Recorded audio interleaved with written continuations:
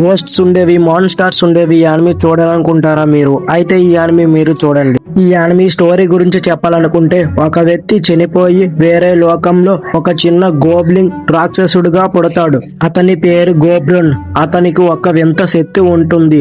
అతను ఏం తిన్నా ఆ శక్తిని వాడు అబ్జర్వ్ చేసుకునే శక్తి అది. అడవిలో దొరికే పాములు, రాక్షసులు, మంత్రగత్తెలను తింటూ అతని చిన్న గోబ్లిన్ నుండి పెద్ద రాక్షసుడుగా మారుతాడు. తన తెలివితేటలతో తన తోటి గోబ్లిన్ ని ఒక పెద్ద సైన్యంగా మార్చి తన అడవిని ఎలా ఏలాడనేదే ఈ కథ. ఒక చిన్న మాటతో చెప్పాలనుకుంటే, తింటూ శక్తిని పెంచుకుంటూ ప్రపంచాన్ని భయపెట్టే అంత పెద్ద జంతువుగా మారేదే ఈ వీరుడు కథ. ఈ యానిమీ నేమ్ ఏంటంటే రీ మాన్స్టర్. ఈ యానిమీ స్టోరీ నచ్చినట్టుంటే ఇప్పుడే చూడండి, చూసుంటే కామెంట్ చేయండి.